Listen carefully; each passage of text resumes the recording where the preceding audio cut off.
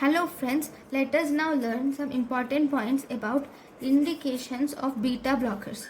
So beta blockers are indicated in hypothyroidism,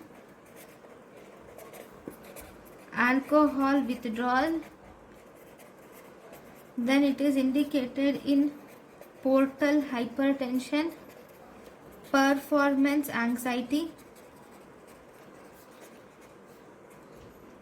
One thing, it is not used in hypothyroidism, it is actually used in hyperthyroidism.